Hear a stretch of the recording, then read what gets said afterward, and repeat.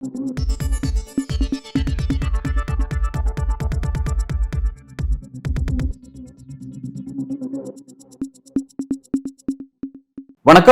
இன்றைய சிறப்பு விருந்தினராக நம்முடன் அரசியல் பேச இணைந்திருக்கிறார் மூத்த பத்திரிகையாளர் திரு பிரியன் அவர்கள். சார் வணக்கம். வணக்கம் சார்.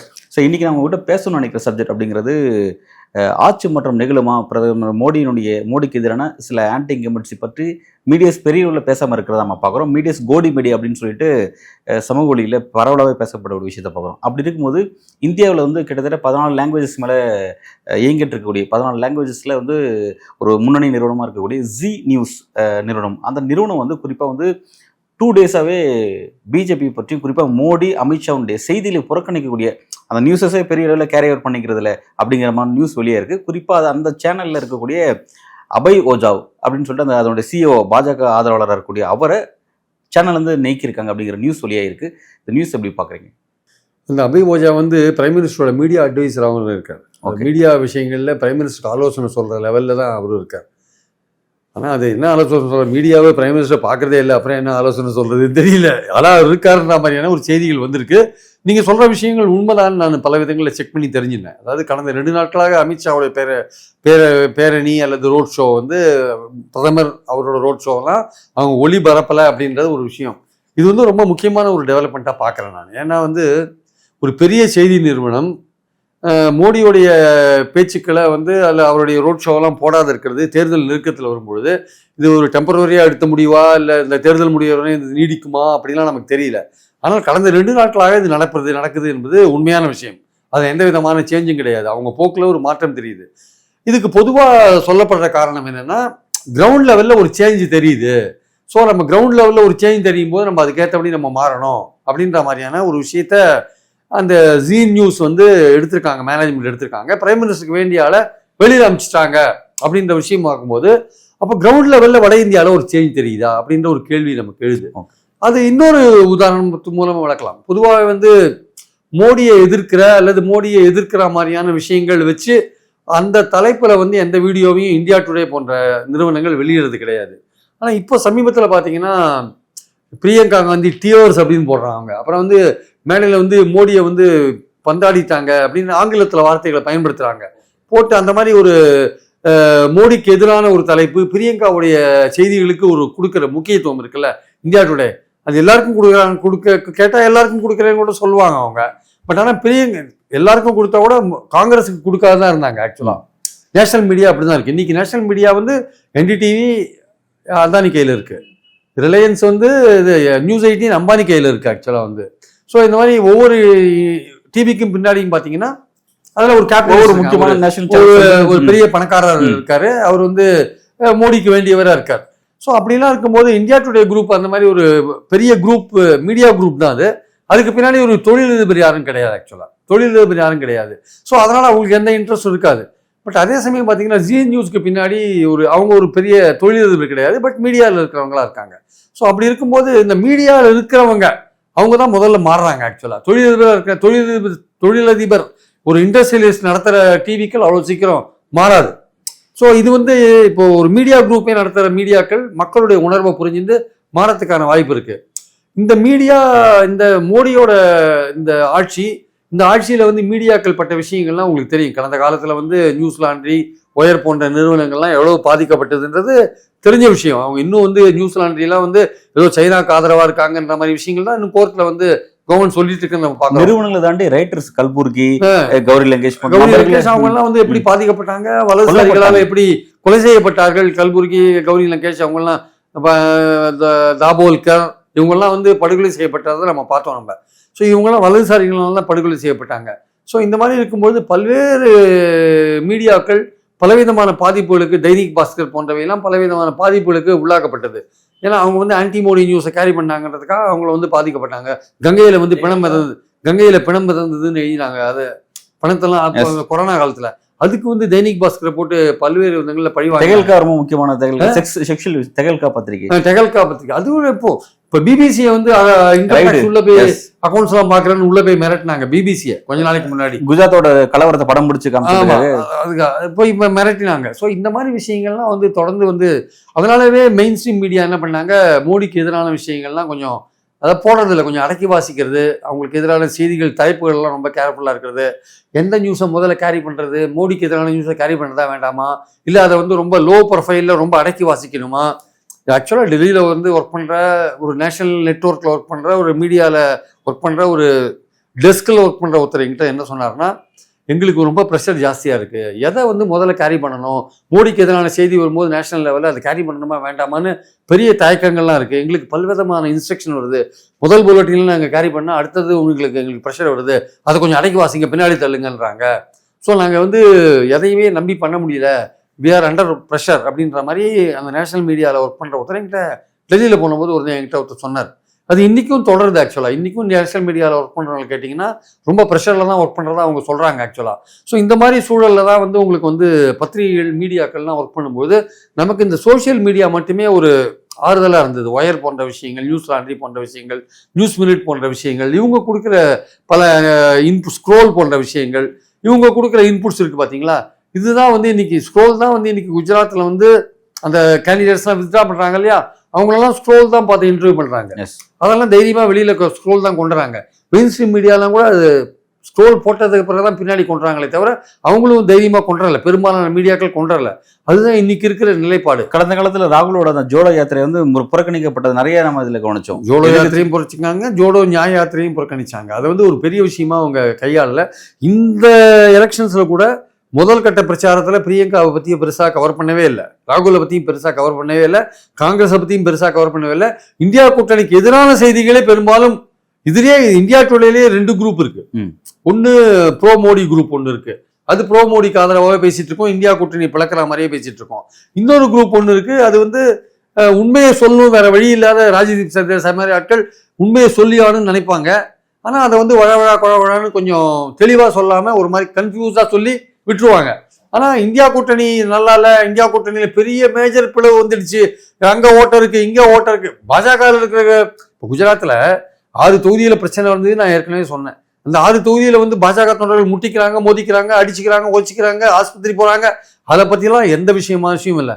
ராஜ்புத்தோட விஷயங்களை பற்றி அடக்கி வாசிக்கிறது, அதை பற்றி ஜாட் விஷயங்களை பற்றி அடக்கி வாசிக்கிறது, ஃபார்மல் ரெஜிஸ்ட்ரேஷனை பற்றி அடக்கி வாசிக்கிறது, 7.5 லட்சம் கோடி விஷயத்தை அடக்கி வாசிக்கிறது, அப்புறம் இதில் எலக்ட்ரல் பாண்ட் விஷயத்த அடக்கி வாசிக்கிறது, எல்லாமே வந்து அந்த அவங்க கவர்மெண்டோட டைரக்ஷனில் மினிஸ்ட்ரி ஆஃப் இன்ஃபர்மேஷன் பிராட்காஸ்டிங் சொல்ற விஷயத்தில் எல்லாமே அடக்கி வாசிக்கிற ஒரு விஷயமா போகிறது. ஆனால் வெஸ்ட் பெங்கால் பாலிடிக்ஸ் பேசுவாங்க, கேரளாவில் தமிழ்நாட்டில் எல்லா பிரச்சனையும் பேசுவாங்க.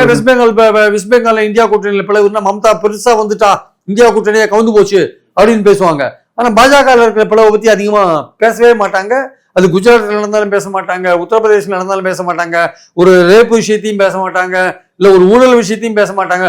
ஒரு இன்வெஸ்டிகேட்டிவ் ஜேர்னலிசமே கிடையாது சார். Yes sir. அதாவது பாஜக இருக்க கூட்டணி அப்படிங்கிறது பார்த்தீங்கன்னா அங்கே ஜேடியு தவிர்த்து, நிதிஷ் தவிர்த்து சவுத்தில் இருக்க ஒரே கூட்டணி வந்து இந்த பவன் கல்யாணும் தெலுங்கு தேச பார்ட்டி சந்திரபாபு நாயுடு. அவங்க வந்து அந்த மேனிஃபெஸ்டோல மோடியோட இதே இல்லாமல் அதை வெளியிடுறாங்க.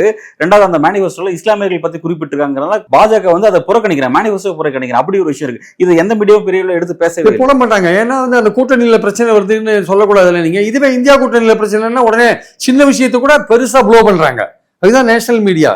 நேஷனல் மீடியால பேர் குறிப்பிடலாம். Indian express, Delhi Indian express, இங்கே இருக்கிற Indian express, Delhi Indian express எப்படி பாஜகவோட வாஷிங் மிஷினில் போனால் எப்படி சுத்தமாக வெளில வராங்கன்றத டெல்லி இந்தியன் எக்ஸ்பிரஸ் அப்படியே அமலப்படுத்தினாங்க. ஒவ்வொரு கேஸ் பை கேஸ் எடுத்தாங்க. எப்படி அதை கேஸ் எல்லாம் ஊற போட்டிருக்காங்க, எப்படி அது பர்சியூ ஆகாத இருக்குன்றத கேஸ் பை கேஸ் எடுத்து 23 பேரோட கேஸை எப்படி நீங்கள் பர்சியூ பண்ணாத வச்சிருக்கீங்க, எத்தனை பேரை வெளில விட்டீங்கன்ற விஷயங்கள்லாம் டெல்லி இந்தியன் எக்ஸ்பிரஸ் மட்டுமே அதை பண்ணாங்க. மற்ற பத்திரிகைகள் இந்தியாவுடைய வந்து மாதிரி குரூப் எல்லாம் வந்து அதுலேயே நான் சொன்னேன்ல ப்ரோமோடி குரூப் ஒன்று இருக்கு. அந்த ப்ரோமோடி குரூப் என்ன பண்ணுன்னா இந்தியா கூட்டணியில் இருக்கிற சின்ன விஷயங்களையும் பெருசாக்கும். அது ரிபப்ளிக்லாம் விடுங்க, அவங்கெல்லாம் பக்கா பிஜேபியா இருக்காங்க, அதை பத்தி ஒன்றும் பேச வேண்டிய அவசியமே இல்லை. என்டிடிவி அதானி குரூப்பா இருக்கு, அதை பத்தி நம்ம பேச வேண்டிய அவசியம் இல்லை. ரிலையன்ஸ்ல இருக்கு நியூஸ் 18, நம்ம அதை பத்தியும் பேச வேண்டிய அவசியம் இல்லை. அவங்க வந்து அவங்களுடைய வேலையை செய்யறாங்க. பட் ஆனால் வந்து இதெல்லாம் பார்த்தீங்கன்னா இந்த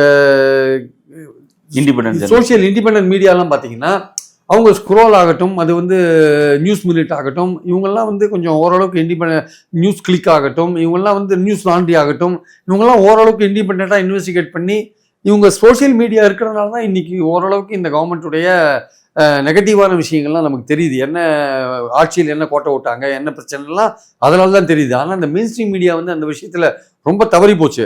அது வந்து எலெக்ஷனுடைய இந்த முதல் கட்டம் வரையும் அது போயிருந்தது. 2வது கட்டத்தில் ஸ்லைட்டான ஒரு சேஞ்ச் தெரிஞ்சுது. இப்போ 3வது கட்டம் நடக்கும்போது இப்போ ஜி நியூஸ்லாம் நீங்கள் சொல்கிறத பார்க்கும்போது ஏதோ ஒரு சேஞ்சஸ் வந்து நடக்குது. கிரவுண்ட் லெவலில் வடநாட்டில் வந்து ஏதோ ஒரு மாறுதல் நடந்திருக்கு. அதுதான் வந்து இந்த மாதிரியான இண்டிபெண்டன்ட் மீடியா ஹவுசஸ்லாம் கொஞ்சம் ஓரளவுக்கு மாறி இருக்காங்களோ அப்படின்னு எண்ணத்தை தோற்றுவிக்கிறத நம்ம பார்க்குறோம். So there is a change அப்படின்றது தான் நீங்கள் சொல்கிற ஜி நியூஸ் சம்பவம் உணர்த்தை தான் நான் பார்க்குறேன். சரி, இப்போ கடந்த யூபிஏ கவர்மெண்ட், காங்கிரஸ் தலைமையிலான அந்த யூபிஏ கவர்மெண்ட் வந்து அந்த 10 வருஷம் மன்மோகன் சிங் அரசு வந்து கவிழ்க்கப்பட்டு திரும்ப பாஜக அரசு வருவதற்கு ஒரு முக்கியமான ரோல் வந்து மீடியாவோட ரோல் அப்படிங்கிறத பார்த்தோம். குறிப்பாக ஆளும் அரசின் மீதான எல்லா அதிருப்தியும் எடுத்து பேசினாங்க. ரொம்ப எதிர்கட்சிகள் செய்யக்கூடிய சின்ன சின்ன குரல்கள் கூட ரொம்ப பெரிய இம்பார்ட்டன்ஸ் கொடுத்து கவரேஜ் பண்ணாங்கன்னு பார்த்தோம். பட் அது போன்ற விஷயங்கள் இன்றைக்கு இல்லை. 10 வருஷம் மோடிக்கு எதிரான அந்த ஆட்சியினுடைய இந்த எலெக்ஷன் டைமில் அதெல்லாம் இல்லை அப்படிங்கிறத பார்த்தோம். இப்போ நியூஸ் 7 இப்போ வந்து ஜி நியூஸ் வெளியிடக்கூடிய செய்திகளாக இருக்கட்டும், அல்லது நீங்கள் சொல்ல மாதிரி இந்தியாவுடைய போட்ட விஷயங்கள் அறிவிக்காமலே ஜஸ்ட் அவங்களோட ஹெட்லைன்ஸில் சில விஷயங்களை கையாளுறதா இருக்கட்டும், இதெல்லாம் வந்து இப்போ எலெக்ஷன் வந்து ஆரம்பிச்சு போயிட்டு இருக்கு. இந்த நேரத்தில் உண்மையிலே வந்து அது என்ன மாதிரியான சமிக்கையை கொடுக்கும், அல்லது இப்போ மீடியாஸ் வந்து மோடிக்கு எதிரான ஒரு ஸ்டாண்ட் எடுத்தால் கூட அது வரக்கூடிய எலெக்ஷனில் மற்ற பேஸில் அது மோடிக்கு எதிராகவும் எதிர்கட்சிகள் ஆதரவும் திரும்ப வாய்ப்பு இருக்கா? இல்லை, இந்த இப்போ வந்து மீடியா எடுத்துருக்க இந்த ஸ்டாண்ட் வந்து ஒரு நிரந்தரமான ஸ்டாண்டான்றது எனக்கு டவுட்டாக இருக்கு. ஓகே, தற்சமயத்துக்கு எடுத்திருக்காங்க. அது மக்கள் உணர்வை பார்த்து அவங்க எடுத்த ஸ்டாண்டா இல்லையான்றது அது நிரந்தரமாக அவங்க எடுக்கிறத பொறுத்து இருக்கு. ஆக்சுவலாக 7 கட்டம் இருக்கு, 3 கட்டம் தான் முடிஞ்சிருக்கு. இன்னும் 4 கட்டத்தில் அவங்க எப்படி, ஏன்னா நீங்கள் பாஜக வந்து அவ்வளோ அண்டர் எஸ்டிமேட் பண்ண முடியாது. அந்த மீடியாக்கள் எல்லாம் பற்றி அவங்க எப்படி டீல் பண்ண முடியுமோ அந்த அளவுக்கு அவங்கள டீல் பண்ணுவாங்க. இன்ஃபர்மேஷன் அண்ட் ப்ராட்காஸ்டிங் மினிஸ்ட்ரி இருக்கு இல்லையா, அவங்க எல்லா மீடியாவுக்கும் ஒரு இது வச்சுருக்காங்க. அவங்க ஒரு எப்படி அவங்கள வந்து கழுத்தை பிடிக்கணும்னு அவங்களுக்கு தெரியும், எந்த இடத்துல கழுத்தை பிடிக்கணும்ன்ட்டு. அதே மாதிரி பல புலனாய்வு துறைகள் இருக்குல்ல, இன்கம் டேக்ஸ் இருக்குது, இடி இருக்குது. இதெல்லாம் பல சேனல்ஸ்க்கு வந்து பலவிதமான த்ரெட்டனிங்லாம் இருக்குது. நம்ம அவங்களே ஒன்றும் சொல்கிறதுக்கு இல்லை, ஏன்னா தே ஆர் அண்டர் ப்ரெஷர். அதனால் வந்து இந்த நேஷனல் மீடியாவில் வந்து அவங்க என்ன மாதிரி ப்ரெஷர் அப்ளை பண்ணுவாங்கன்னு சொல்ல முடியாது. ஸோ இன்னைக்கு வந்து ஒரு சேஞ்ச் தெரியுது, இந்தியா டுடேவோட போக்கில் ஒரு சேஞ்ச் தெரியுது, இல்லை ஜீ நியூஸ் போக்கில் ஒரு சேஞ்ச் தெரியுது அப்படின்னா இது நிரந்தரமான சேஞ்சா, மக்களுடைய மாற்றத்தை, மக்களுடைய உணர்வுகள் மாறி இருக்கு அப்படின்னு தெரிஞ்சு பண்ற சேஞ்சா, இல்லை வேற ஏதாவது அவங்களுக்கு ஒரு இன்டென்ஷன் இருக்கா இதுல நமக்கு தெரியாது. அதனால இன்னும் 4 கட்டம் இருக்கிறதுனால அதை அவங்களுக்கு, ஏன்னா இந்த நிறுவனங்கள்லாம் வந்து எக்ஸிட் போல் எடுக்கிறாங்க.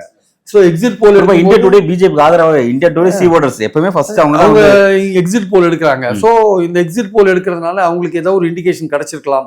அதனால வந்து நம்ம உண்மையான மக்களுடைய உணர்வுகளை பிரதிபலிக்கணும்னு கூட செய்திகள் போடலாம். இல்லை மோடி இந்த ஜீ நியூஸ் வந்து 2 நாளாக மோடி செய்தியே போடலைன்னா அந்த அளவுக்கு அவங்க போக வேண்டிய எக்ஸ்ட்ரீமாக போக வேண்டிய அவசியம் என்னன்னு தெரியல. ஒரு செய்தி நிறுவனம் வந்து எல்லாத்தையும் ப்ரொஜெக்ட் பண்ணணும். நீங்கள் எதிர்கட்சிக்கும் ரோல் கொடுங்க.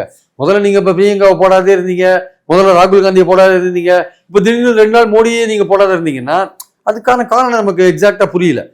ஒரு செய்தி நிறுவனம் எல்லா செய்தியும் கொடுக்கணுன்றது தான் முக்கியமான விஷயம். ஸோ அந்த எல்லா செய்தியும் கொடுக்குற அளவுக்கு நீங்கள் வந்து மாறணும். அதே சமயம் வந்து நீங்கள் உங்கள் செயல்கள் மூலமாக மக்களுடைய உணர்வுகளை நீங்கள் புரிஞ்சு நிற்கீங்க அப்படின்ற ஒரு எண்ணம் மக்கள்கிட்ட வந்து வெறுப்பு இருக்கோ, இந்த ஆட்சியை பற்றின வெறுப்பு இருக்குது, ஒரு ஆன்டி இன்கம்பன்சி ரொம்ப ஸ்ட்ராங்காக ப்ரிவேல் ஆகுது. ஸோ நம்ம வந்து சேஞ்ச் பண்ணணும், நம்ம வந்து இன்னும் மோடியோட செய்தியை போட்டிருந்தா நமக்கு இன்னும் ஓடாது, நம்ம இதை பார்க்குறவங்க எண்ணிக்கை குறைஞ்சிரும், அதனால நம்ம ஏதாவது பண்ணணுன்ற ஒரு குழப்பத்தில் நீங்கள் இருக்கீங்களா, இல்லை உண்மையான மாற்றமா அப்படின்றது தெரியல. ஸோ இந்த ஒரு சேஞ்சை வந்து நம்ம வந்து நிரந்தரமான ஒரு சேஞ்சா, மீடியாவோட சேஞ்சா நம்ம எடுத்துக்க முடியுமான்னா அதுக்கு இன்னும் கொஞ்சம் யோசிச்சு பார்க்க வேண்டிய நேரம் இருக்கு. ஒரு டவுட்டான விஷயமா தான் இருக்கு அப்படிங்கிற யோசிச்சு பார்க்க. ஓகே, பட் இன்னைக்கான அந்த ஸ்டாண்ட் எடுத்திருக்காங்க அப்படிங்கிற பட்சத்தில் அது உண்மை. ஓகே, அது உண்மை அப்படின்ற பட்சத்தில் இவங்க வந்து இந்த இடத்துக்கு நகர்ந்ததுக்கான காரணம் என்ன அப்படின்றத பேச வேண்டியதாக இருக்கு. ஒன்று, அதாவது இடையில வந்து சில சர்வே ரிப்போர்ட்ஸ் பாஜக தனி பெரும்பான்மை இந்த மாதிரி கிடைக்காது அப்படின்ற விஷயம், அப்போ ஆட்சி மாற்றம் உறுதி, அப்போ நம்ம அதுக்கேற்ற மாதிரி நம்ம நகர்ந்துக்கணும் அப்படின்ற இடத்துக்கு வராங்களா, அல்லது நம்ம சேனலுடைய அந்த மீடியாக்கான அந்த தொழில் தர்மம், நம்பகத்தன்மை இதை நம்ம இழந்துடக்கூடாது அப்படிங்கிறத நகராங்க. இந்த விஷயத்தை, இந்த 2 விஷயத்தை எதுக்காக நகராங்க அப்படிங்கிறத பார்க்கலாம். இல்லை, அவங்க ஏற்கனவே இந்த கோடி மீடியான்ற விஷயம் வந்து பாப்புலர் ஆனதுனால அவங்க வந்து தங்களுடைய எக்ஸிஸ்டன்ஸ் வந்து தாங்கள் வந்து நடுநிலையாக இருக்கோன்னு மக்களுக்கு சொல்ல வேண்டிய ஒரு கட்டாயத்தில் இருக்காங்க. ஆக்சுவலாக நீங்கள் மக்களுடைய எண்ணம் மாறும்போது உங்களுடைய வியூவர்ஷிப் குறையுது இல்லை. நீங்கள் வந்து மோடியை ஆதரிச்சு, இல்லை மோடி செய்கிற தவறுகள் எல்லாம் இது பண்ணி, இல்லை 10 வருஷம் இன்னைக்கு சொல்கிறேன் சார், நீங்கள் காங்கிரஸ் ஆட்சியில் எவ்வளோ யூனிவர்சிட்டி ஜேர்னலிசம் பண்ணி நீங்கள் என்னெல்லாம் பண்ணீங்க, உங்கள் 2Gயே நீங்கள் எவ்வளோ ப்ளோ பண்ணீங்க, கடைசியில் கோர்ட்டில் அது என்னாச்சு, ட்ரையல் கோர்ட்டில் ஈடுபடலை. இது ஹைகோர்ட்டில் என்னாவும் சொல்ல முடியாது. பட் பாயிண்ட் என்னன்னா, நீங்கள் என்னென்ன ஊழல் அமலப்படுத்துறீங்க, எப்படிலாம் பண்ணீங்க. இந்த 10 வருஷம் மோடி ஆட்சியில் நீங்கள் எத்தனை ஊழல் அமலப்படுத்திருக்கீங்க நேஷனல் மீடியாவை கேட்குறேன். எக்ஸப்ட் டெல்லி இந்தியன் எக்ஸ்பிரஸ் தவிர வேற எதுவுமே முதுகெலும்போடு இருக்கிற மாதிரி எனக்கு தெரியல ஆக்சுவலாக வந்து இந்தியா டுடே உட்பட. இன்னைக்கு அவங்க மாறி இருக்கலாம், அது வேற விஷயம். பட் ஆனால் வந்து நீங்க எவ்வளவு ஸ்கேமை நீங்க எக்ஸ்போஸ் பண்ணியிருக்கீங்க, எவ்வளவு விஷயங்கள் நடந்திருக்கு. இந்தியா கூட்டணியில் இருக்கிற ஒவ்வொரு சின்ன சின்ன பிளவையும் நீங்க பெருசுபடுத்துறீங்கல்ல. மோடியோட விஷயத்துல இருக்கிற ஏதாவது விஷயங்களை நீங்க பிளவுபடுத்துறீங்களா? மோடியோட ஆட்சியில பெண்களுக்கு எதிரான குற்றங்களை பெருசுபடுத்துறீங்களா? ஏதாவது நீங்க கேள்வி கேட்குறீங்களா? எல்லாமே நீங்க வந்து ஒரு பாலிஷ்டா தானே போறீங்க. ஏன்னா உங்களுக்கு ஒரு இருக்கிற ப்ரெஷர் காரணம், அது இன்வெஸ்டிகேட்டிங் ஏஜென்சி மூலமா கொடுக்குற ப்ரெஷர் காரணம், அதெல்லாம் தாங்கிட்டு இருக்கீங்க. இன்னைக்கு நீங்க வந்து உங்க நடுநிலை தன்மையை நிரூபிக்கணும்னு நீங்க சில விஷயங்களை கையில் எடுத்தீங்கன்னா அது வந்து மக்களுடைய உணர்வு காரணமா எடுத்தீங்களா, இல்ல உங்களுடைய கிரெடிபிலிட்டி போயிடுன்றதுனால எடுத்தீங்களான்றது இன்னும் ஒரு கேள்விக்குறியா தான் இருக்கு.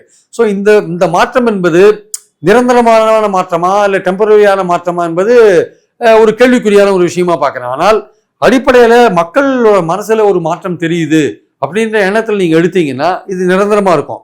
இல்ல நம்ம வந்து ஒரு நடுநிலைத்தன்மையை நிரூபிக்கணும், நம்ம வந்து இப்படியே போயிருந்தா நம்ம வந்து நம்மள கோடி மீடியான்னு சொல்லி நம்மளோட வியூவர்ஷிப் குறைஞ்சிரும் அப்படின்ற எண்ணத்துல நீங்க எடுத்த மாற்றமா. ஸோ ரெண்டு விஷயம் இதுல இருக்கு. அது இன்னும் அடுத்த கட்டத்துல அதுக்கான விடைகள் கிடைக்கும். அன்றைக்கு இந்திரா காந்தி வந்து அறிவிக்கப்பட்ட எமர்ஜென்சி மூலமா தன்னை வந்து ஒரு சர்வாதிகாரி அப்படின்னு காமிச்சுக்கிட்டவங்க, அவங்க வந்து அந்த தேர்தலை தோற்கிறாங்க அப்படிங்கிறத, அவங்க தோத்துட்டாங்க அப்படிங்கிற அறிவிக்கிறதுக்கே மீடியாஸ்க்கு கிட்டத்தட்ட 14 ஹவர்ஸ் டைம் எடுத்துட்டாங்க அப்படிங்கிறத பார்த்தோம். பிபிசியா வந்து அதை ஃபர்ஸ்ட் உடைச்சாங்க அப்படிங்கிற நியூஸ் அன்றைக்கு நம்ம பார்த்தோம். இப்போ இன்றைக்கு வந்து என்னன்னா, இப்போ எல்லாமே கோடி மீடியா ஆயிடுச்சு அப்படிங்கிற இடத்துல பிஜேபிக்கு எதிராக, குறிப்பாக மோடிக்கும் அமித்ஷாக்கும் எதிரான விஷயங்களை நாங்கள் புறக்கணிக்கிறோம் அப்படிங்கிற இந்த இடத்த இவங்க எடுக்கிறாங்க அப்படின்னா, உண்மையிலே இந்த சீரியஸ் சப்ஜெக்ட் எப்படி பார்க்க வேண்டியது இருக்கு. அதோட கம்பேர் பண்ணி அன்னைக்கு இந்திரா காந்தி காலகட்டத்தில் மீடியாஸ் இருந்தும் இப்போ இருக்கிற மீடியாஸ் எப்படி கம்பேர் பண்ணி நீங்க எப்படி அப்போ வந்து ஒரு எமர்ஜென்சின்னு அறிவிச்சுட்டு எல்லா வேலையும் பண்ணாங்க இந்திரா காந்தி. அது வந்து இந்திய வரலாற்றில் ஒரு கருப்பு பிளாக் பீரியட். அது ஆக்சுவலாக அது வந்து எந்த விதமான சந்தேகமும் இல்லை. சென்சார்ஷிப்னு கொண்டு வந்து மீடியாவை போட்டு கழுத்து நெரிச்சிட்டாங்க. ஆக்சுவலாக அதுலேயும் இந்தியன் எக்ஸ்பிரஸ் தான் கிங்காக இருந்தாங்க. இந்தியன் எக்ஸ்பிரஸ் எதிர்த்து போராடினார், கோயங்கா எதிர்த்து போராடினார். இன்றைக்கும் டெல்லி இந்தியன் எக்ஸ்பிரஸ் எதிர்த்து நிறைய விஷயங்கள் பண்ணுறாங்கன்றது உண்மை. ஒரு ஃபேர் அண்ட் ஃப்ரீ ஜேர்னலிசம் வந்து அவங்க தான், ஃபேர் அண்ட் ஃபியர்லெஸ் ஜேர்னலிசம் வந்து அவங்க பண்ணுறாங்க, ஓரளவுக்கு பண்ணுறாங்க. மற்றவங்கலாம் கோடி மீடியாவில் ஓரளவுக்கு அடிபட்டாங்கன்றதான் உண்மை. அதனால அன்னைக்கு இருக்கிறது இன்னைக்கு இருக்கிறது. ஆனால் இன்னைக்கு என்னன்னா அறிவிக்கப்படாத ஒரு எமர்ஜென்சியாக இருக்கு. பலவிதமான இன்வெஸ்டிகேட்டிங் ஏஜென்சியை பயன்படுத்து. இன்கம் டேக்ஸ் எதுக்கு சார் பிபிசிக்கு அனுப்புறீங்க, திடீர்னு எதுக்காக அனுப்புறீங்க? ஸோ அது மாதிரி அதே மாதிரி இப்போ இதெல்லாம் என்ஐஏ எல்லாம் நியூஸ் லாண்ட்ரி மேலாம் என்ஐஏ பிஎம்எல்ஏ எவ்வளோ ஆக்டெல்லாம் எவ்வளோ ஏஜென்சியை பாய வச்சிருக்கீங்க. அவங்க வந்து சைனாவோட தொடர்பு இருக்கு, அது இதுன்னு எவ்வளோ சொல்றீங்க நீங்க. ஸோ இதெல்லாம் வந்து ஒரு ஒரு ஆர்கனைசேஷன் நடத்துறவங்களுக்கு ஒரு பயத்தை கொடுக்குற ஒரு விஷயம் தானே இதெல்லாம். ஸோ அதனால வந்து அன்னைக்கு இருந்தது உண்மையிலேயே அது வந்து கண்டிக்கத்தக்க ஒரு விஷயம் அன்னைக்கு இருந்தது. இன்னைக்கு இருக்கிறது வந்து ஒரு பேர் சொல்லப்படாம எமர்ஜென்சின்ற ஒரு விஷயம் சொல்லாம நடக்கிற ஒரு விஷயம் இன்னைக்கு இருக்கிறது. ஸோ இது வந்து உண்மையிலேயே வந்து ஒரு நிரந்தர மாற்றமா, டெம்பரரி மாற்றமா, மக்களுடைய உணர்வை பார்த்த மாற்றமா, இல்லை மக்களுடைய உணர்வு அப்படி இல்லை, மீடியாவே தங்களை தாங்களே வந்து ஒரு நடுவில் நிரூபிக்க வேண்டிய கட்டாயத்தில் இருக்காங்கன்னு வந்த மாற்றமா, அவங்களுடைய எக்ஸிஸ்டன்ஸ் கேள்விக்குறியானதெல்லாம் வந்த மாற்றமா. ஸோ பலவிதமான கேள்விகளுக்கு பதில் தேட வேண்டிய அவசியம் இருக்குன்றது என்னோட கருத்து. ரொம்ப கிளியரா இந்த கோடி மீடியா இருக்கிற இந்த காலகட்டத்தில் ஜி நியூஸ் அவங்க எடுக்கிற ஸ்டாண்டு, குறிப்பாக இந்தியா டுடே வந்து இன்றைக்கு பின்பற்றக்கூடிய அந்த ஸ்ட்ராட்டஜி, அந்த ஹெட்லைன்ஸ் விஷயங்கள்லாம், அதுக்கு பின்னாடி இருக்கிற அரசியல் பற்றியும் கடந்த கால மீடியாவுடைய பாலிடிக்ஸ் பற்றியும் ரொம்ப விரிவாக அந்த நேர்காணலில் பதிவு செஞ்சுருக்கீங்க. மிக்க நன்றி சார். தேங்க்யூ.